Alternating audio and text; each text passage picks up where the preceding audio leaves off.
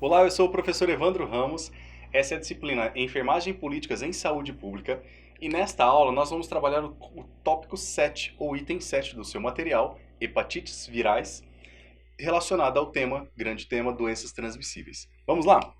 Bem, as hepatites virais, elas são chamadas de virais porque o processo de hepatite, a lesão inflamatória causada no fígado, ela é causada por vírus, ok? Existem hepatites por outros tipos de agente, por exemplo, hepatite tóxica por algum produto tóxico, por exemplo, químico, medicamentosa, por exemplo, tá? E existe também outros tipos de processo de danos, por exemplo, relacionado a consumo excessivo de álcool, que desencadeia também hepatite alcoólica, nesse sentido, desenvolve-se aí o processo de cirrose hepática. Tudo bem? Hoje nós vamos trabalhar então dentro dessa disciplina as questões relacionadas às hepatites virais. Então nós temos aí vários tipos de vírus que acometem o fígado desenvolvendo o processo de hepatites. E é claro que são bastante importantes para a gente estudar, pois apresentam aí uma característica epidemiológica e clínica laboratorial bem específica e que são importantes para a gente relacionada à saúde pública. Quais são as hepatites virais, então, relacionadas aos agentes etiológicos? Nós temos o vírus A, o vírus B, C, D, E, ok? E algumas literaturas trazem até outros tipos de vírus também, tá? Porém, essas nomenclaturas aqui são as hepatites mais comuns que a gente conhece. Hepatite A, hepatite B, hepatite C. Tudo bem? Vamos estudar um pouquinho de cada uma delas aqui. O reservatório do desenvolvimento das hepatites virais sempre é o homem, que é o único reservatório dessa doença, desses agentes e desse processo inflamatório que acontece no fígado. O período de incubação ele varia de acordo com o agente etiológico, tem algumas variações. Vamos abrir essa figura aqui para visualizar também os modos de transmissão. Então, para a gente visualizar aqui, nós temos a hepatite A, vírus HAV, hepatite B, HBV, hepatite C, HCV, hepatite D ou delta, HDV, e hepatite E, HEV. Então você pode encontrar na literatura ou até mesmo no seu material descritos dessa forma, ok? Então, os vírus aqui, eles são quase em sua totalidade compostos de RNA, somente o vírus da hepatite B, ele é de DNA. O modo de transmissão, hepatite A, fecal-oral, entrou em contato com coliformes fecais, com fezes e entrou em contato com a mucosa oral, mucosa nasal, mucosa ocular, ok? Isso acontece bastante, por exemplo, em crianças, tá? Ou talvez até em idosos, mas o processo patológico acontece muito na infância, quando é criança. A hepatite B tem a transmissão sexual, com sangue e secreções. A hepatite C, também sexual, com sangue e secreções, mas pode acontecer também por transmissão percutânea, parenteral. Hepatite D, também sexual, parenteral, percutânea. E hepatite E, também fecal-oral, parecida com a hepatite A. Período de incubação ele também é variável, ok? Porém, ele varia aí de uma média de 15 a 45 dias e também na hepatite B de 30 a 180 dias. Esse período de incubação, então, é o período de incubação desse micro-organismo até ele começar a desenvolver a doença, como você já viu esses processos em outras aulas. E o período de transmissibilidade, que é importante para a gente. Qual é o período que o indivíduo que estiver com o vírus da hepatite no seu organismo, desenvolvendo o seu processo patológico, qual é o período que ele estará transmitindo essa doença? Então vem comigo aqui.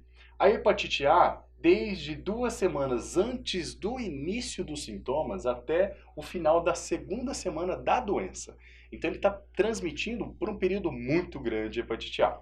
A hepatite B, de 2 a 3 semanas antes do início dos sintomas, se mantendo durante a evolução da doença. O portador crônico de hepatite B também pode transmitir durante vários anos. A hepatite C é um processo bem complexo também.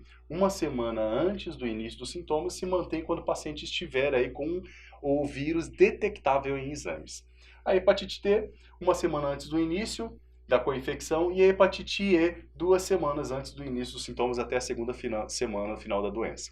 Ou seja, nós temos várias informações que são importantes aqui e o que a gente sempre deve prezar é em relação ao método de transmissão.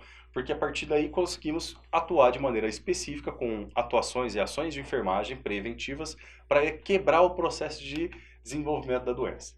Quais são as manifestações clínicas? O que as pessoas sentem, os sinais e sintomas? Então, após entrar em contato do vírus com o indivíduo, ser humano, ele pode desenvolver a hepatite aguda, ok? Pode ser assintomática ou ela pode ser sintomática. Então, mesmo o processo infeccioso pode trazer uma sintomatologia, mas também pode ser assintomática. Esse quadro agudo, então, ele pode ocorrer uma infecção em qualquer um dos vírus que a gente viu ali, desde o A até o E.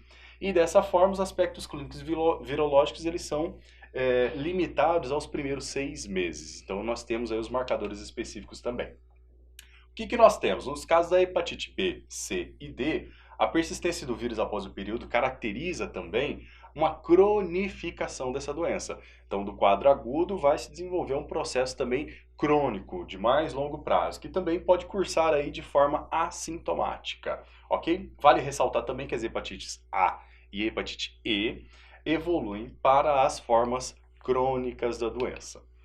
Aqui a gente tem, por exemplo, uma sintomatologia relacionada à questão visual mesmo de um paciente que tem aí seus processos patológicos desenvolvidos. Então ele pode ter essa parte branca dos olhos, que chama de esclerótica, ele tem aumento de bilirrubinas e sanguíneas por conta da falta do processamento adequado do fígado, e a partir dele começa a acumular isso no sangue, na corrente sanguínea. Dessa forma, até a pele pode começar a ficar mais amarelada e, obviamente, as mucosas e a esclerótica ali vão ficar amareladas. É um sinal característico aí de uma falha renal, uma falha hepática, esse processo patológico mesmo. Então nós podemos ter, de maneira em geral, nas hepatites, perda de apetite, dor de cabeça, mal-estar, enjoo e vômitos, urina escura, fezes claras, pele e olhos amarelados, como vimos na foto anterior, e dor nas articulações. Então essas sintomatologias são sintomatologias amplas, mas que podem estar relacionadas aí com processos de hepatites virais. Nós temos um processo mais patológico crônico, a ascite. Quando o fígado não está funcionando de maneira mais adequada, ocorre um acúmulo de líquido na cavidade peritoneal, entre os órgãos, ou seja, na cavidade abdominal, tá? Não são nos órgãos, é na cavidade mesmo. E esse acúmulo é chamado de ascite, que é um acúmulo de líquidos. Geralmente líquidos aí da água e outros compostos também. Tudo bem? Então, dessa forma, nós temos aí o processo patológico que desenvolve também esse processo de ascite, bastante relacionado com cronificação de doenças relacionadas ao fígado. As hepatites virais, quais são os tratamentos? A hepatite aguda, não existe um tratamento específico para essas formas agudas. Se necessário, apenas um tratamento sintomático. Então, vai utilizar a medicação paliativa para o sintoma que ele esteja apresentando. E para a hepatite crônica, uma parcela desses casos de hepatite necessitará de algum tratamento e outra não. E indica-se também aí que a medicação baseada no grau de acometimento ou comprometimento hepático, para justamente fazer aí o tipo de trabalho ou tratamento específico. Ainda na hepatite crônica, as formas crônicas da hepatite B, C e AD, elas têm diretrizes clínico-terapêuticas definidas pelo Ministério da Saúde. Dessa forma, os portadores aí, eles têm uma lógica de tratamento específica para cada uma delas. Qual é o diagnóstico? O diagnóstico é feito de maneira diferencial pelo médico e também laboratorial para identificar o tipo de vírus. O diagnóstico diferencial é quando o médico, pela sintomatologia, pela história clínica, ele diferencia doenças e ele chega no diagnóstico causal aí do processo patológico do paciente. Então nós temos ainda no laboratorial fazer a sorologia, identificar os marcadores para saber qual é o tipo de hepatite e também das enzimas para saber o nível de funcionamento do fígado. Medidas preventivas, que é bastante importante. Além das medidas de controle específicas das hepatites virais, ações de educação em saúde são importantes. Por quê? Lembra que eu disse para você lá na forma de transmissão? Fecal oral. Então, o simples fato de as pessoas criarem o hábito de lavar as mãos depois de sair do banheiro, por exemplo, já é um fato preventivo. Então, eu tenho uma medida preventiva aqui para evitar a transmissão de micro-organismos e, dessa forma, também evitar a transmissão de hepatites. Pessoas que manipulam alimentos, obrigatoriamente lavar as mãos antes de fazer a manipulação dos alimentos. Lavar aí de preferência com alguma técnica, ok? Com água e sabão. E dessa forma nós teremos aí também uma quebra no processo de transmissão do micro-organismo. Bem, nessa aula nós trabalhamos o item 7 do seu material. Espero ter contribuído no seu entendimento e compreensão sobre esse assunto. Aguardo você na próxima aula.